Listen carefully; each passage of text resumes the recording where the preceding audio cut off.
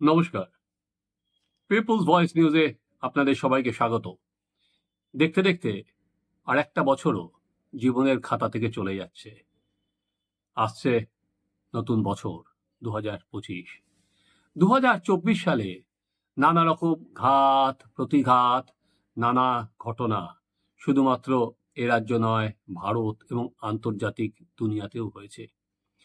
কোন ঘটনা আপনি সবথেকে বেশি মনে রাখবেন? কোন ঘটনায় আপনি সবথেকে বেশি আলোড়িত হবেন? সেটা একেকটা মানুষ তার মতো করে বিচার করবে। সেখানে আমার কাছে এই বছরটা আরেকটা কারণেও কিন্তু বলা যেতে পারে আমার সাংবাদিক সত্তার কাছে খুব ইন্টারেস্টিং বা উৎসাহজনক। কারণ 2024-এই আমি এই ডিজিটাল মাধ্যমে আমার যাত্রা শুরু করেছি।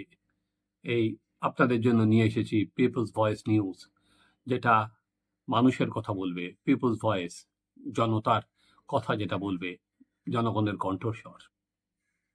তো এবার যে ঘটনাগুলো নজর কেড়েছে, আপনারা বলতে পারেন, যদি আন্তর্জাতিক দুনিয়ার খবর আপনারা যারা ভালোবাসেন তারা বলতে পারেন যে ডোনাল্ড ট্রাম্পের আবার মার্কিন প্রেসিডেন্ট হওয়া, নিশ্চয়ই সেটা আপনাদের সবারই নজর কেড়েছে। আন্তর্জাতিক দুনিয়ার অন্যতম বড় খবর সেখানে। একইভাবে জাতীয় স্তরে যদি দেখেন, 2024-এর ভোটে নরেন্দ্র মোদীর আবার ফিরে আসা, বিজেপির এই নিয়ে পরপর 3বার, সেটাও নিঃসন্দেহে আমাদের জাতীয় স্তরে সবথেকে গুরুত্বপূর্ণ খবর। এবার আমরা যেহেতু পশ্চিমবঙ্গবাসী, পশ্চিমবঙ্গ নিয়েই তো আমাদের রোজকার আলোচনা, আমাদের রোজকার তর্ক বিতর্ক, আমাদের রোজকার জল গরম হওয়া। তো ওয়েস্ট বেঙ্গলেও এবার অনেক ঘটনার ঘনাঘটা বলা যেতে পারে। রাজনীতিতে যদি ওয়েস্ট বেঙ্গলে 2024 দেখেন, তৃণমূল কংগ্রেস কিন্তু আরো বেশি বলা যেতে পারে ক্ষমতাশালী হলো। 2021-এ তারা বিধানসভায় ভোটে নিরঙ্কুশ জয় পেয়েছে। 2024-এ তারা তাদের আসন সংখ্যা বাড়িয়েছে। ফলে রাজনীতিতে তৃণমূল কংগ্রেস কিন্তু সত্যি আর কি তাদের বলতে পারেন রাজনৈতিক জমি আরো অনেক বেশি পোক্ত করল। কিন্তু রাজনীতির বাইরে পশ্চিমবঙ্গ এবার কি দেখলো? হ্যাঁ, যে ইস্যুটা পশ্চিমবঙ্গবাসী হিসাবে আমাকে এবার সব থেকে বেশি নাড়িয়ে দিয়ে গেছে, সেটা হচ্ছে আমাদের একটা ডাক্তারি বোনের মৃত্যু।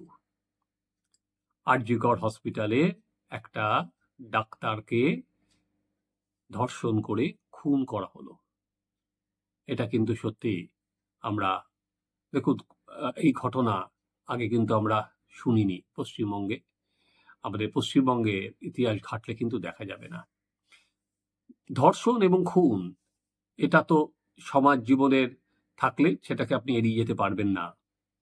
অপরাধী বা দুষ্কৃতীরা আর কি থাকেই, যে এই কাণ্ড ঘটানোর জন্য আড়ালে ওত পেতে থাকে, সুযোগ পেলেই তারা ঝাঁপিয়ে পড়ে। কিন্তু হসপিটালের মধ্যে একজন কর্মরত ডাক্তারের সঙ্গে এই ঘটনা, এটা কিন্তু আমাদের চিন্তারও অতীত ছিল। সেই ঘটনা আমি কেন বলছি, সেই ঘটনা আমাদের এতটাই নাড়িয়ে দিয়েছিল যে বাংলা আবার নবজাগরণ ডেকেছিল। হ্যাঁ, রেনেসা। যেই রেনেসা একটা সময় আমরা রামমোহন রায়ের হাত ধরে দেখেছিলাম, সেই রেনেসা কিন্তু বাংলা আবার দেখল অভয়ার মৃত্যুর পর, বলা যেতে পারে অভয়ার হাত ধরে। আমার সাংবাদিক জীবনে আমি জানি না আর কোনোদিন এই নবজাগরণ বাংলায় দেখতে পারবো কিনা। হাজারে হাজারে মানুষ নয়, লাখে লাখে মানুষ পথে নেমেছিল। লাখে লাখে মহিলারা পথে নেমেছিল, লাখে লাখে যুবক যুবতীরা পথে নেমেছিল, বয়স্করা পথে নেমেছিল, অভয়া তাদের নামিয়েছিল। এইটা শুধুমাত্র যদি আমরা মনে করি যে অভয়ার জন্য এই পথে নামা, সেটা ভাবাটা ভুল হবে।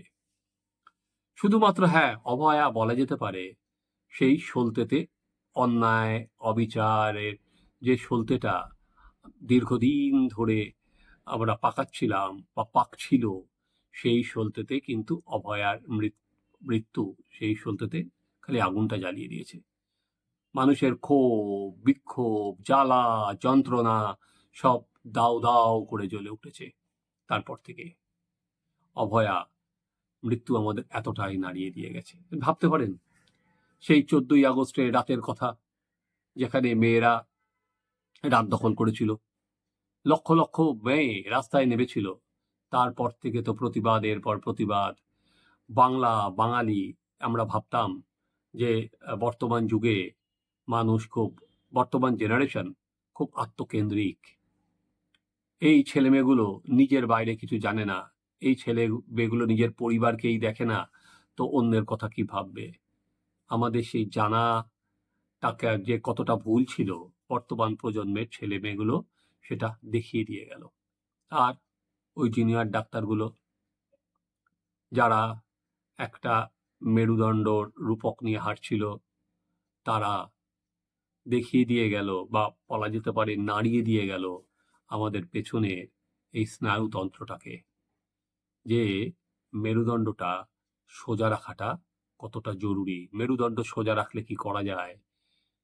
এই ছেলেমেয়েগুলো রাস্তার উপরে অনশনে বসলো, তারা নিজেদের অধিকার আদায় করে নিল, তাদের চাপে পুলিশ কমিশনারকে সরাতে হলো, অন্য পুলিশ আধিকারিকদের সরাতে হলো, সরকারের প্রচুর নিয়ম বদলাতে হলো। অর্থাৎ যদি ছেলেমেয়েগুলো আমাদের শেখালো, যদি মেরুদণ্ডটা সোজা থাকে, যদি ন্যায়ের পথে চলা যায়, তাহলে কিন্তু রাষ্ট্রের বিরুদ্ধেও চোখে চোখ রেখে। আমার কাছে এই অভয়ার মৃত্যু এবং তাকে ঘিরে এই জনজাগরণ কিন্তু আমাকে সত্যি ভেতর থেকে আলোড়িত করেছিল। দেখুন, সাংবাদিক জীবনে প্রচুর ঘাত প্রতিঘাতের মধ্যে দিয়ে হয়তো আমি গেছি।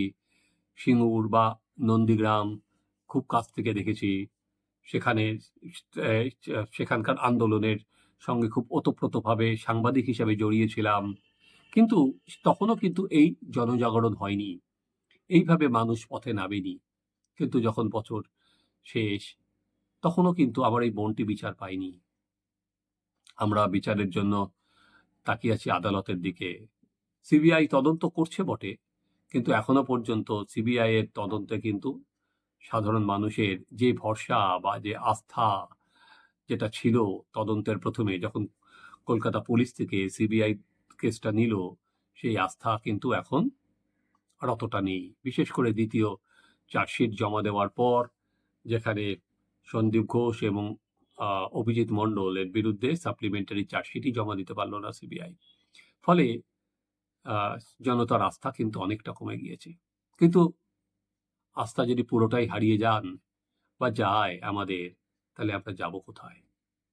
যাওয়ার তো আর জায়গা নেই। কারোর না কারোর ওপরে তো আস্থা হারিয়েই যাবে। যদি আপনার সবার থেকে আস্থাই হারিয়ে যায়, তাহলে তো ন্যায়ের উপর থেকেই আস্থা হারিয়ে যাবে। ফলে আমাদের অন্তত দেখতে হবে আমার যে আদালত কোন জায়গায়, কারণ আদালতের ওপর আস্থা হারালে তো আমাদের আর কি অরাজক পরিস্থিতির সৃষ্টি হয়ে যাবে।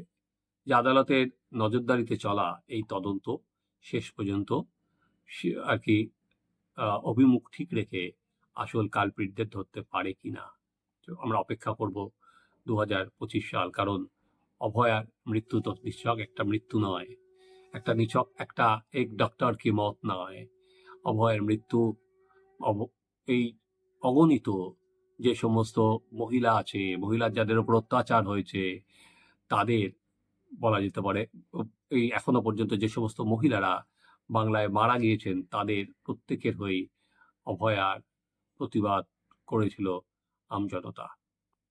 তাই এবারের বছরটা সত্যি আমাদের কাছে কিন্তু আর 5টা বছরের থেকে আলাদা। কারণ দেখুন, এই যে আবার বললাম, প্রতি বছরেই কিছু না কিছু ঘটনা ঘটবে, প্রতি বছরেই নির্বাচন হবে, কোনো দল হারবে, কোনো দল জিতবে, কিছু না কিছু ঘটনা ঘটতেই থাকবে। খেলাধুলার জগতেও আমরা নতুন একজন চেস প্লেয়ারকে পেলাম। স্বাভাবিক, ভারত যে বিশ্ব দাবায় এগিয়ে যাচ্ছে, আমরা ভারতবাসী হিসাবে সত্যিই গর্বিত। ফলে এই ঘটনাগুলো ঘটতেই থাকবে। কিন্তু আর কি একটা জাতি একটা সমষ্টিগতভাবে এরকমভাবে রাস্তায় নেমেছে, রাত দখল করেছে, দিন দখল করেছে, রাস্তায় আহ, ঝড় জল বৃষ্টি উপেক্ষা করে রাস্তায় থেকে গেছে, এটা ভাবনার বাইরে। আর পশ্চিমবঙ্গ, সে তো পশ্চিমবঙ্গে থাকবেই, অতএব দুর্নীতি এটা তো এখন গা শোয়া হয়ে গেছে।